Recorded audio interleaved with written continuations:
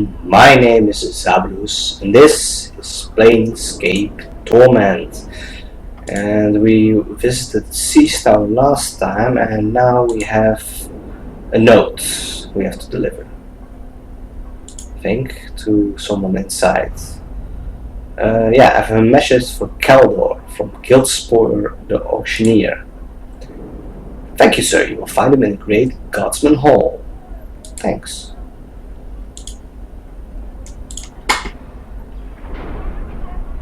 Done. Is there a door? I'm gone. Oh, that's the door. Nice, nice armor, dude.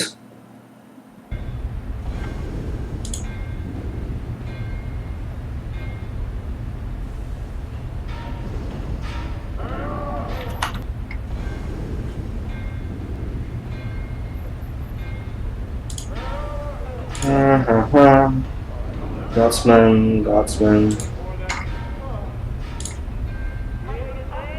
Alyssa, you have a name. Hello, Alyssa.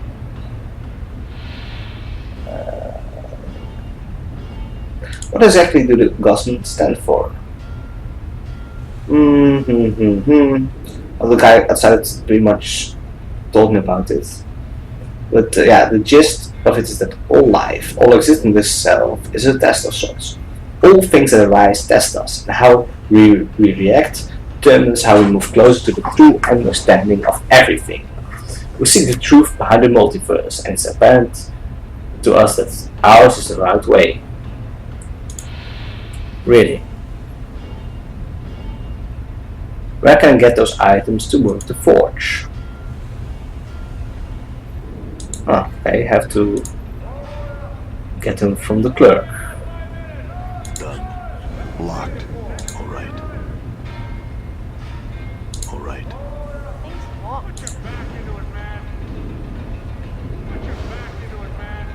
Wait, you move fast? Damn it. Kill them. I have some questions. I need to use the forge. Can you give me some ore? Want to be a smith, huh?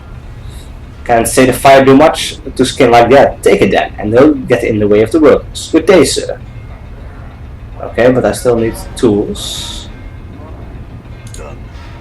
Not going to stick my hand in there, right? Done. Actually, Blade of the Immortal. Of course, I had a new weapon. That's 2 to 3 piercing, 1 to 6 piercing.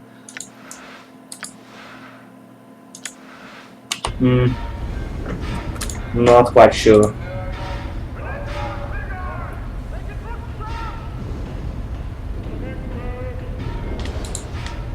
Done. Oh, I can exit there to the hall. Probably going to find who I'm looking for over there. All right. Sarosa, hello. Greetings, stranger. How goes your day? Well enough. I like some. Why do you call me half-man? I'll call you half-man because I cannot see your spirit. All other mortals who pass through my life show their spirits to me as a shining spark or a smoldering ember. You show nothing at all. I call you half-man because I cannot see your spirit, as I can see those of others. Whether this is because you have no soul or because you have transcended, I cannot say. One way or another, you are but half a man. What the other half is, I cannot say.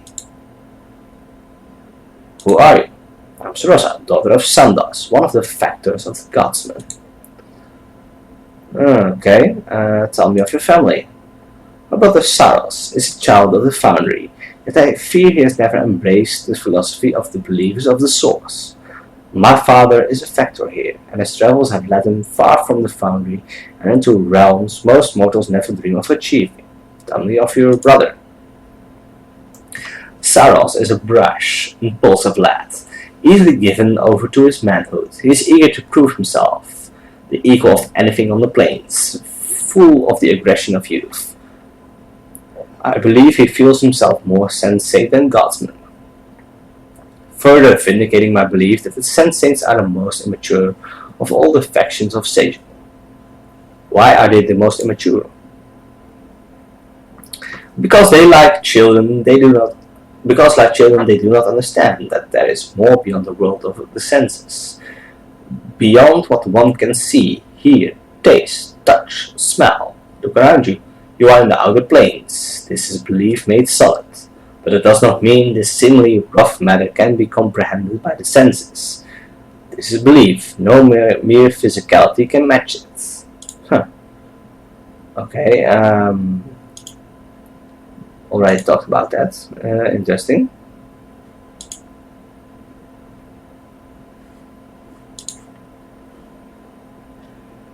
Smith. Keldor. Smith. All right. Neil Xander. Who are you? I'm Neil Xander, great-grandson of the artificer Xander, engineer, dreamer, creator, and I finished his work, the work that you commissioned, the Dream Builder. Are you ready to claim the use of it now? Dream Builder, what's that? It is both machine and ritual. It's a state of mind, the construct of steam and blood. It grants dreams to those who enter its confines. It was built for you, and it's waiting for you. Are you ready to finish it off? It has been waiting for you for decades. How do you know it was built for me? Because my great-grandfather, Xander, set your face in stone so that we would know when you returned for the work you commissioned. He always thought you'd return, but no one else truly believed you would. Our family completed it because we said we would. Now, here you are. You still have the stone? No, it was stolen from me a year ago. I saw only a shadow flitting away. It was the only item taken from my home. I have no idea who would take it, but I've memorized the features. Let's save first. And yeah, let's try it.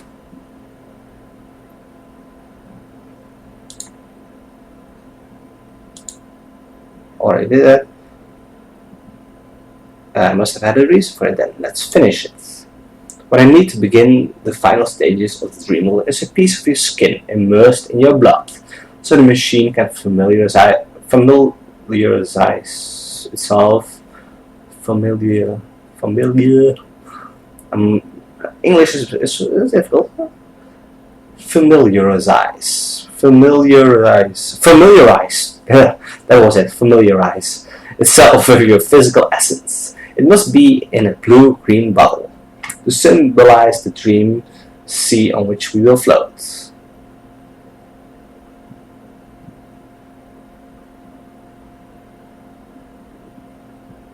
Flesh, blood, bottle. Right, I'll be back. Apparently, I cannot go there now. Okay. So, if I have a bottle with flesh and blood in it, I can do this. Done. It is. How do I get up there? Oh, probably there.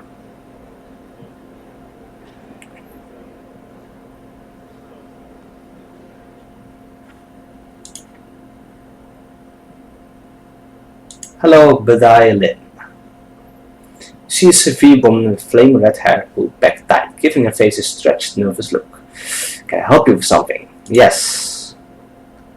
About the foundry. Tell me about your project then. Tell you about the project with some of our lives to complete and defend? No, I don't think so. Fine, other questions then. All the people here.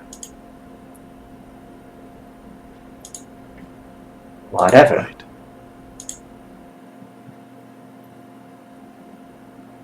Oh. Nothing there. Nothing there.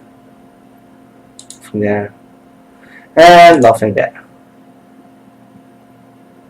Some kind of meeting room. All right. Same thing here. Nothing. I'm going. Nothing. And nothing.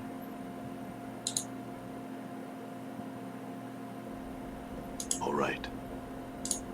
Done. Done. Keep it open and enter.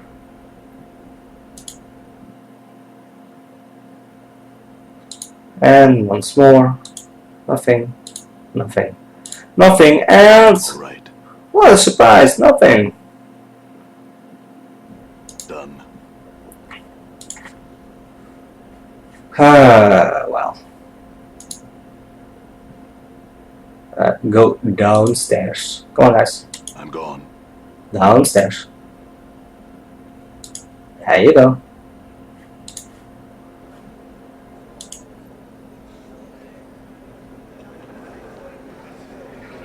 I have a message for you from Guildspur. A message. Very well. You could tell him the message is delivered. Was there anything else? No. Done. Still have to figure out where to get the tools. Done. I'm gone. So I can work the forge.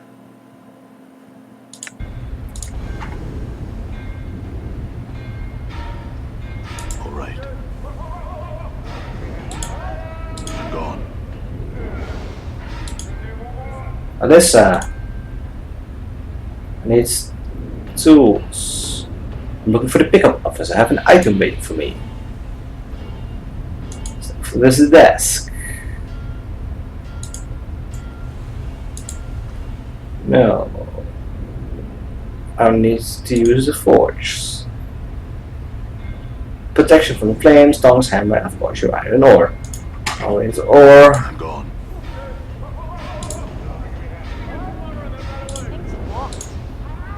Locked.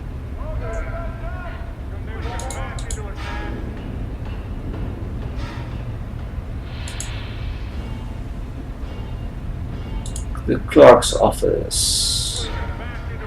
Where is the clerk's office? How do you get through these doors? You can speak to a high up, or you can get through us. I would recommend the last option. Done.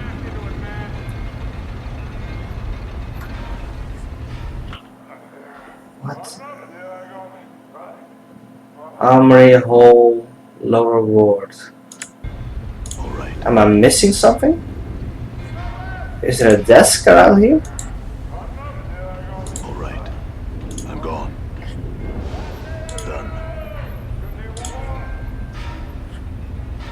All right. For pickups? All right. Done.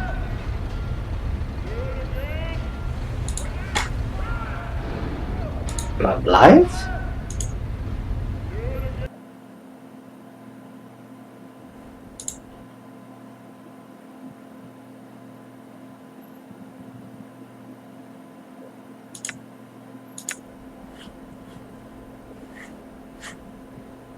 Done. Maybe All I right. had to go in there. I didn't. Oh yeah, I did not go in there.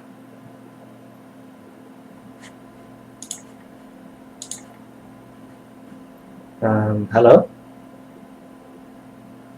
Guards?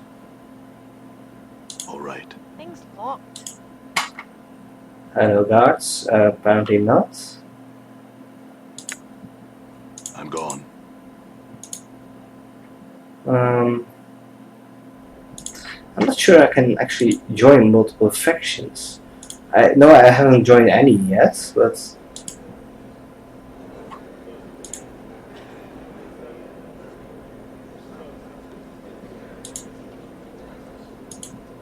All right. Done. Saros, hey. Oh, that's the brother. Tell me about yourself. Tell me about the foundry. Tell me about the people. There, he likes the sensates. Yeah, I'm skipping through it, but it's not that interesting. He wants to be a sensate. Who's his sister? Sarosa, blah blah, I already know that.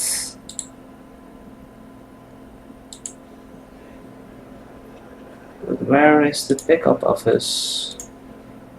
Because that's where I have to get my tools.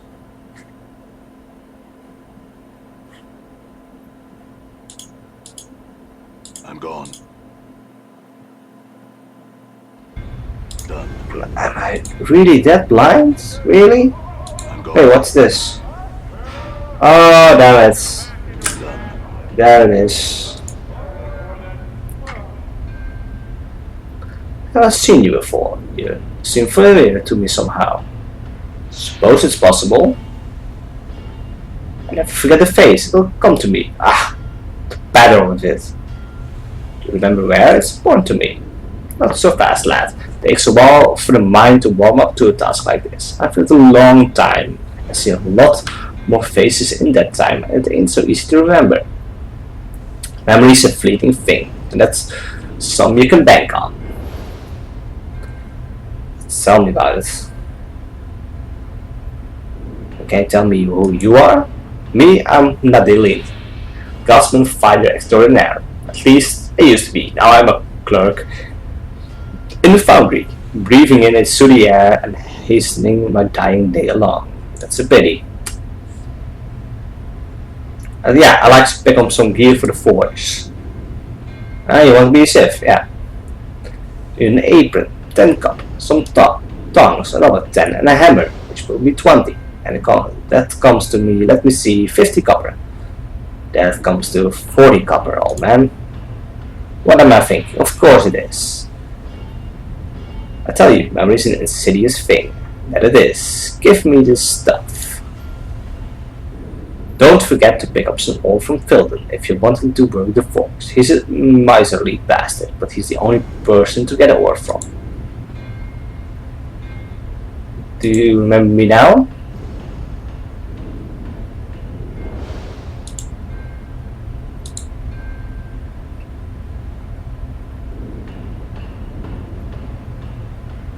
I'm here to pick up an item. No, I don't have a receipt. I'm gone. Okay. I'm gone. Done. Well, I have all the stuff I need, right? Leather apron, tongs, iron ore, yeah.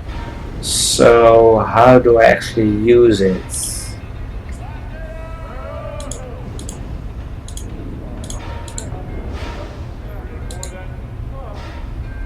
Ah, you step up to the forge. The heat is incredible. What do?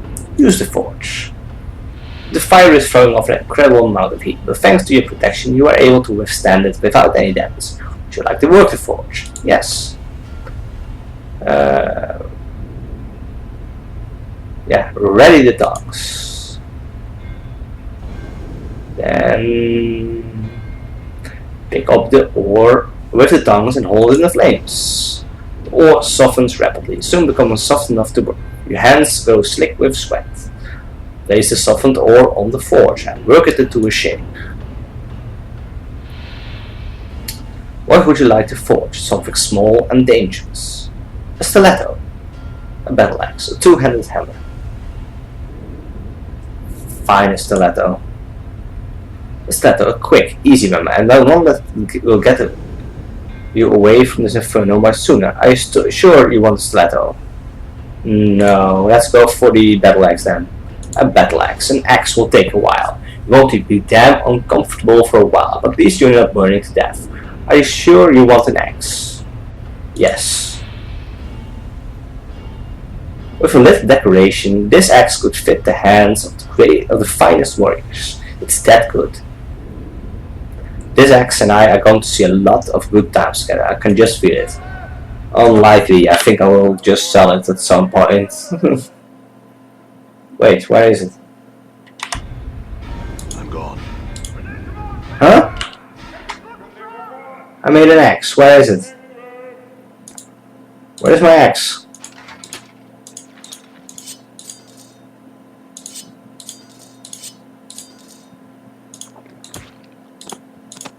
Oh, there it is. Battle Axe of Quality. Great, I can make an axe. You know what? You, Mort, you can carry that stuff for me.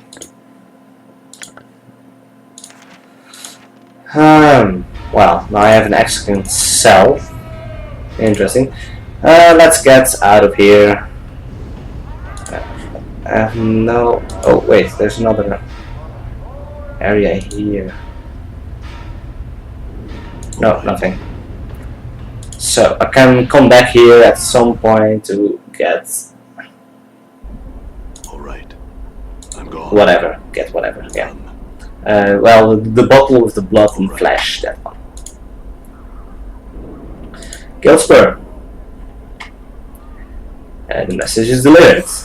That was certainly speedy, wasn't it? My thanks, friend. One more task for you.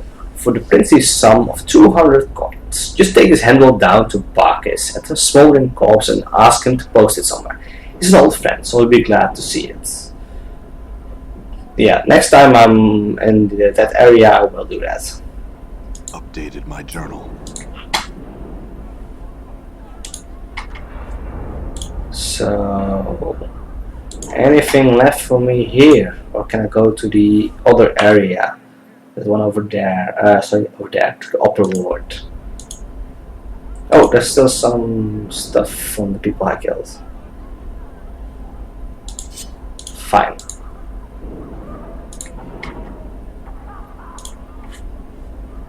Then let's exit and go to. Oh, nice. I can actually go a bit quicker now. Nice to know that. This ward's usually just home to a bunch of scribes, but this section's got the fest hall in it, so it's a little more lively.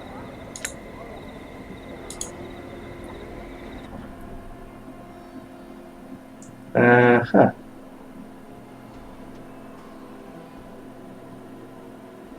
So, fest hall, apothecary, art and curio gallery, Finnan the linguist,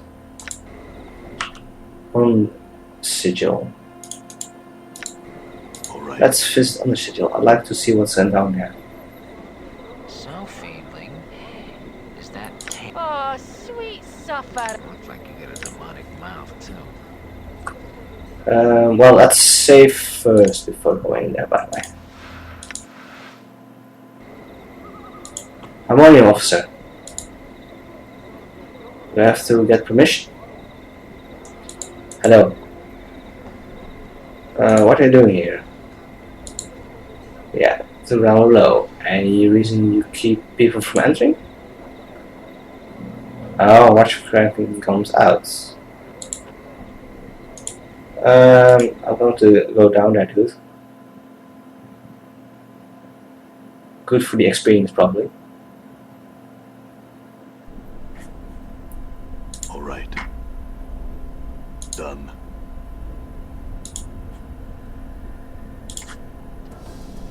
Oh. I forgot the buffs again.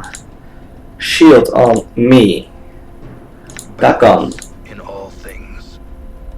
Shield on Anna.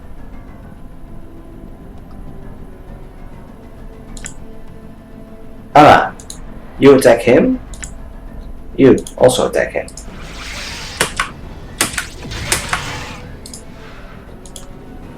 Fine. Back on. Back on. Put that one on yourself.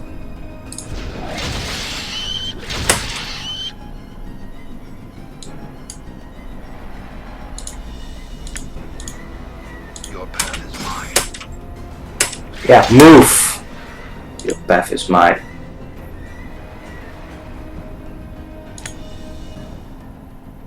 Armor yourself. Get into a scrape. Oh great. She already died.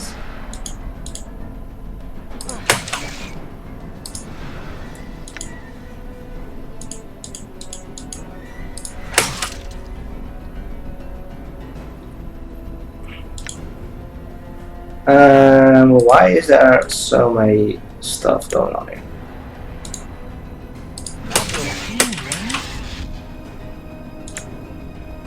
Sure, why not?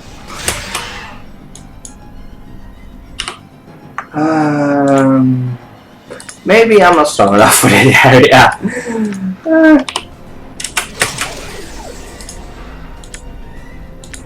Sure, why not?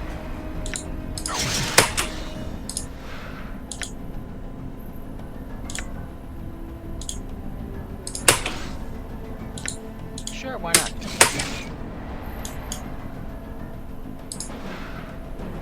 It is I. Yeah. Submerge the world. That was a shield. The monster.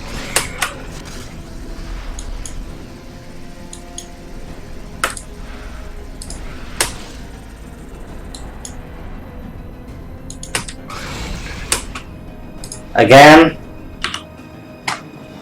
Okay, I have to defeat these things and then get out.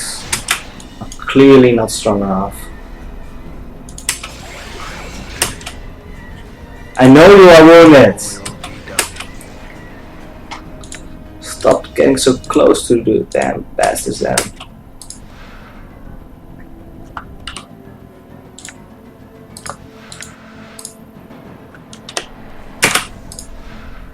I hear your words.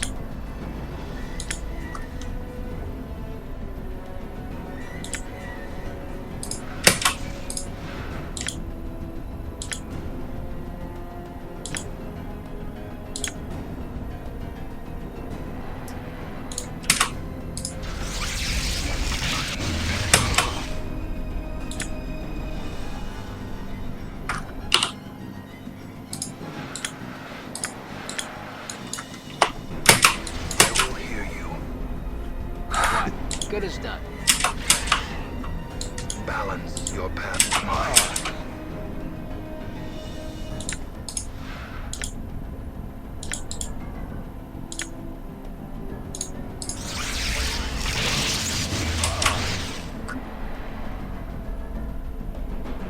Those are two dead things, damn it.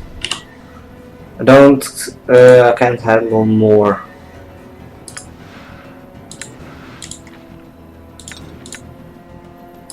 You, go. I know I'm silent but this is a tough fight. I should not have gone here. If two more party members are already dead, so What's up, Chief? Okay. Done. Rest easy, Dick. force missile.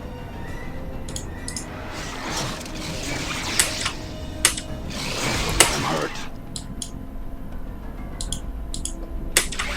Takes way too long to cast these things.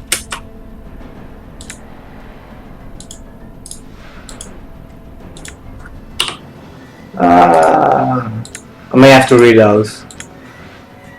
Good thing I saved before I went in, but this was a bad idea. Damn it. I'm hurt. Yeah, I'm going to reload. Another trip to the mortuary. I'm going to reload. Oh, It was a bad idea diff. because I lost my party completely in there. So yeah, not going in there. I'm not strong enough. What's up? Aye, might as well. Yeah, no way I'm strong enough. All right. So I like to see that one. That's probably safe. I'm gone. It sounds like a shop. It's dark in here. There.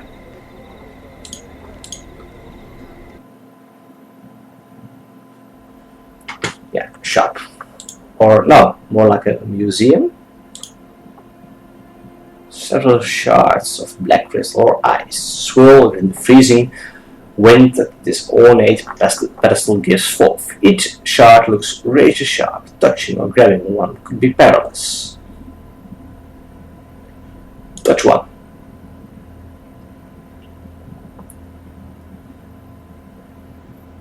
coat of numbing frost forms around your finger. Place your finger back in and touch one.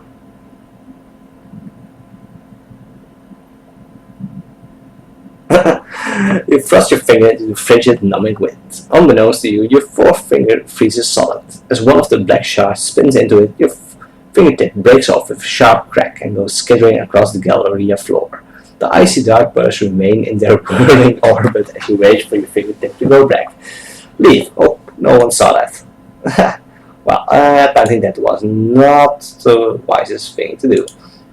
This painting depicts a shore scene with a white, reddish, orange sun setting behind the peninsula or large jetty. The scene, though unoriginal, is breathtaking. The play of the fading daylight across the water is captured perfectly, but staring at the painted sun for any length of time makes your eyes ache. A placard reads, "Surface of Telesia. Touch the painting." Oddly enough, there is nothing unusual about the surface of the painting. A set of 4 paintings will portray an empty beach in the dead of night. The air around the painting smells faintly of brine, and the painted sea seems to ebb and flow across the darkened shore. A placard reads, "Cara Sufran Shoreline. Sniff the painting." The surface of the painting smells strongly of sea air. Touch it. You place your hand on the painting, not knowing quite what to expect, but it's merely the texture of painted canvas, what you feel beneath your fingertips. All right. This painting shows an enormous granite keep, a hideous thing, long and low, covered in leering gargoyles, suspended in what looks to be the night sky.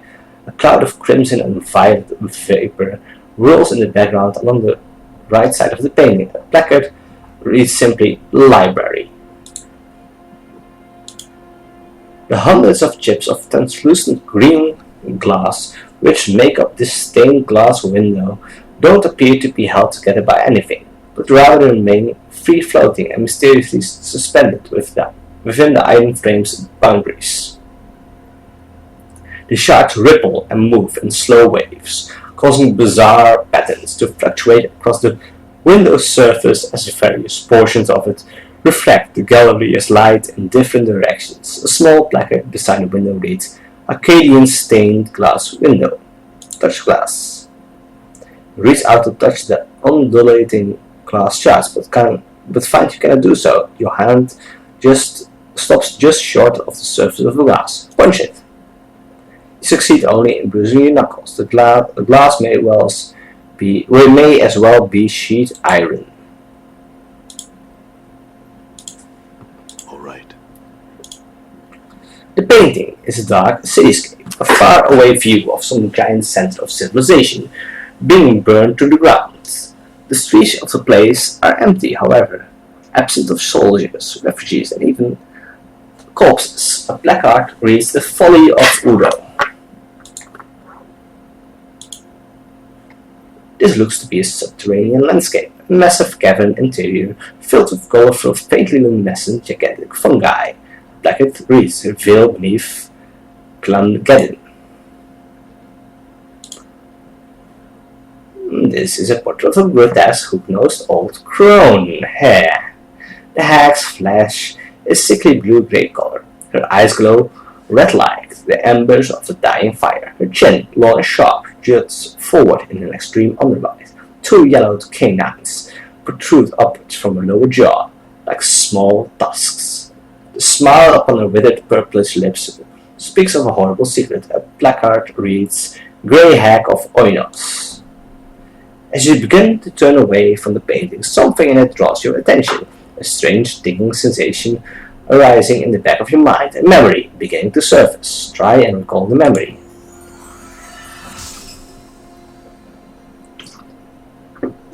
You recall standing confused in a maze of briars. The hideous crone from the painting is before you, cackling wildly. You grit your teeth in frustration, wondering why she's laughing at you. "My poor dear lovely man-thing. Why, that was your first wish. She points a single bony, clawed finger at your forehead. Your temples begin to throb painfully, and you can remember nothing more.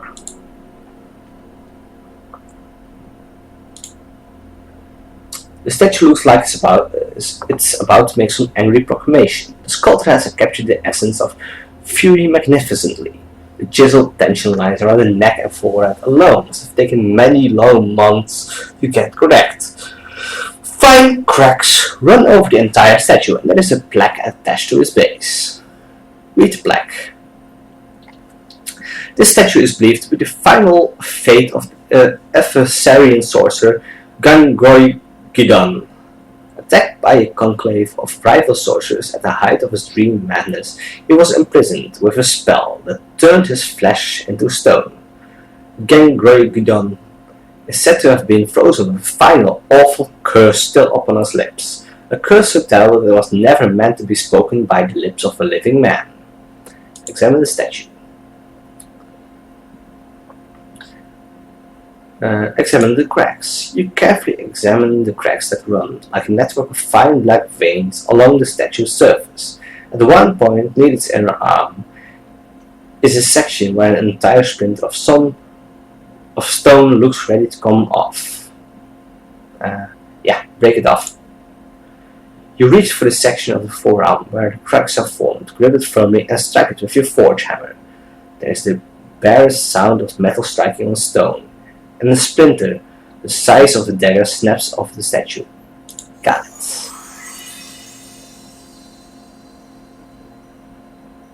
As it comes free, you feel water begin to trickle on the back of your hand.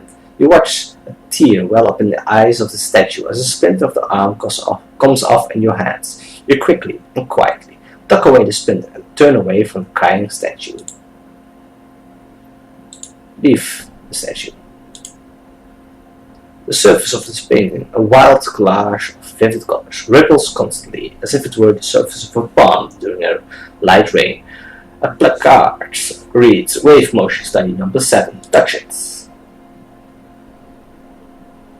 Place your palm against the canvas. You cannot feel the ripples themselves, though a cool tingling sensation passes through your hand at first contact.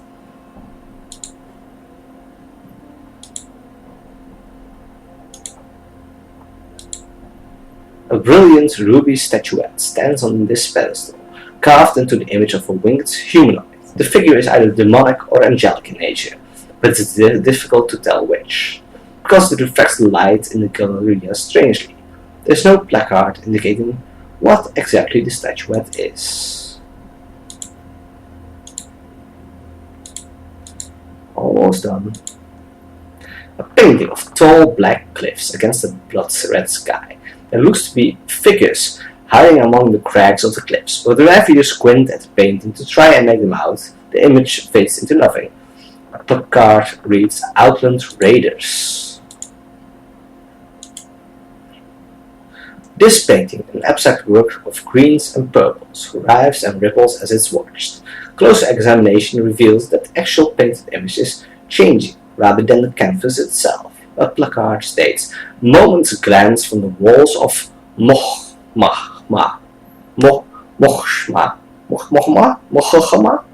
I don't know. Touch the painting. You place your hand upon the painting. As you had expected, it's not that the canvas is physically moving, but that the painted image itself is changing.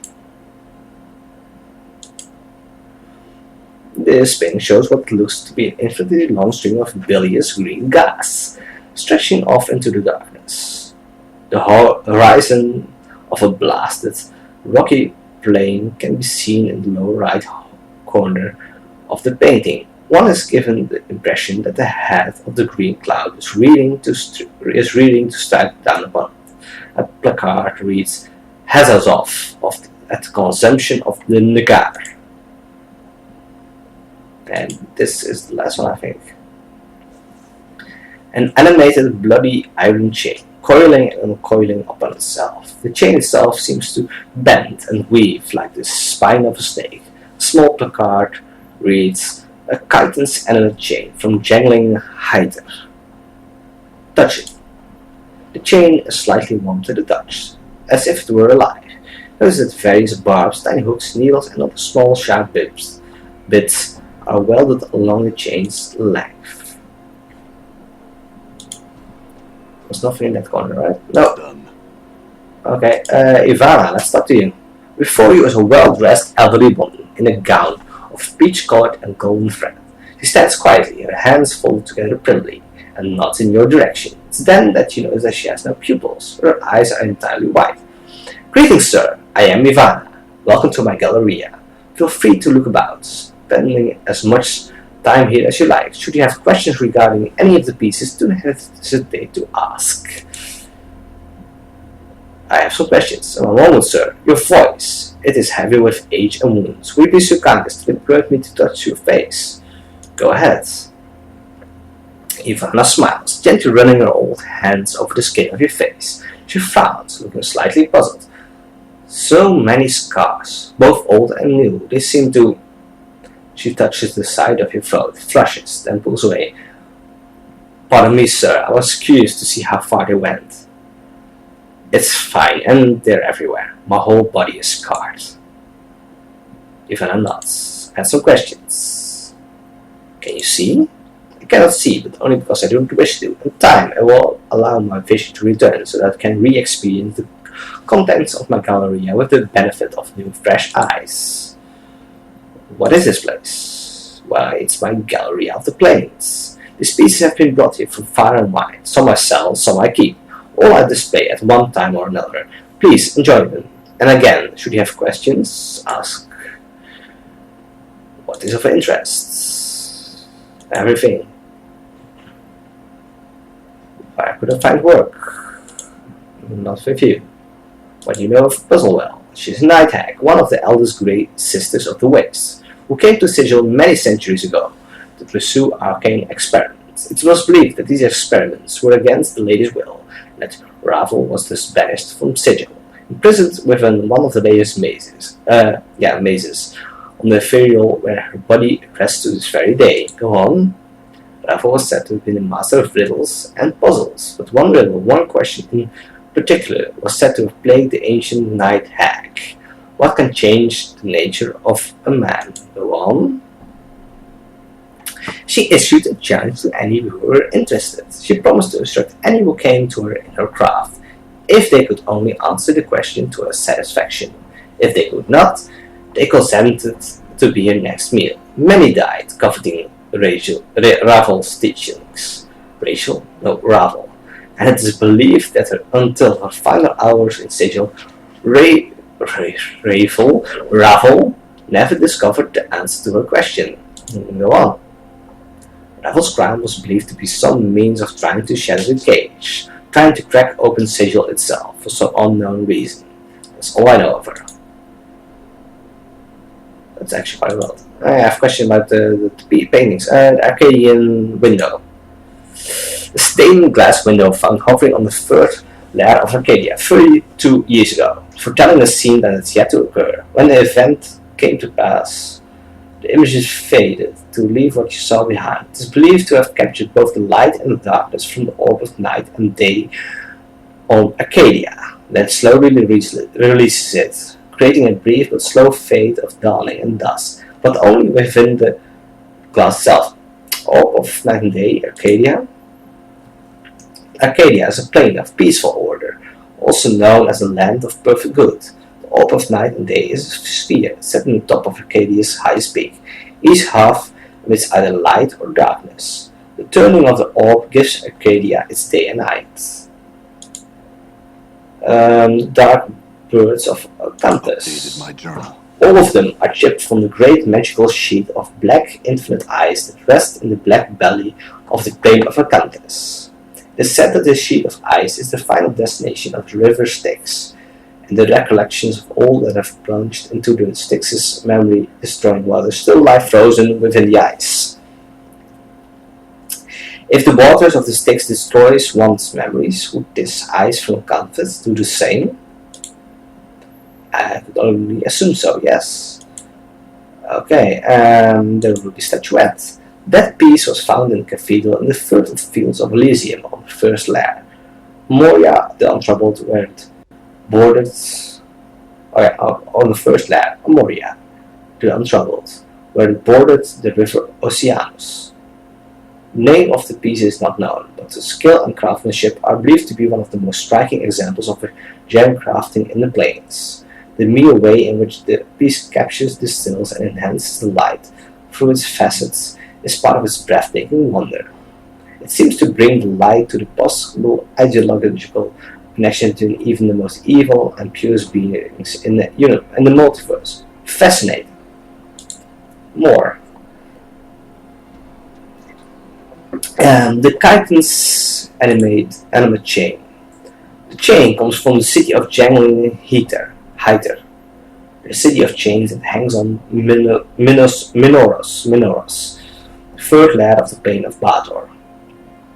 The chains there are the finest in the multiverse, but the inhabitants of Jangling Hyter are malicious and cruel, using the chains as living weapons against all that enter the city and violate their laws. Chitons move about the city of chains as spiders upon webs, adorned in chains woven tightly around their bodies. Chitons possess a power known as the gift of chains, which allows them to manipulate chains with their minds. It is believed that Galleria's chain was animated during a battle in which the Chiton controlling it was slain with a cursed hammer. Its life essence then passed into the chain itself. Let me ask you about another piece. The statue of the Screaming Man. This statue is believed to be the final fate of the, I already read that, can't grow that, Dion.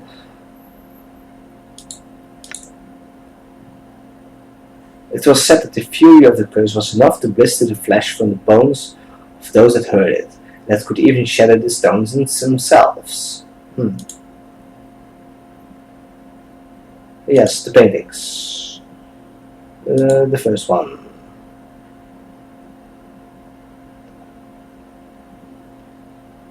I'm not going to read them all, it takes such a long time. Just trying to see if there's any memories of something like that stir. So far, nothing.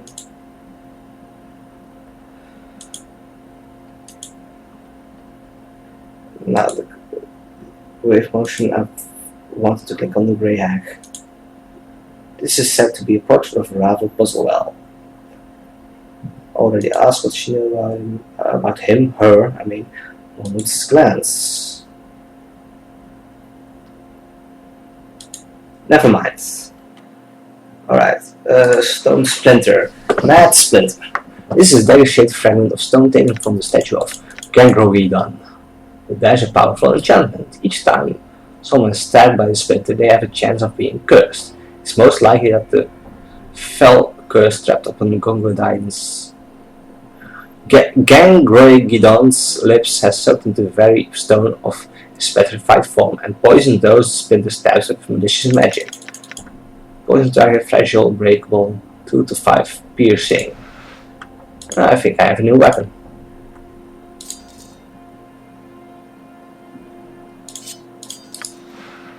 Two to 3 piercing, 2 to 5 piercing, so it's slightly better. I think we had the whole galleria.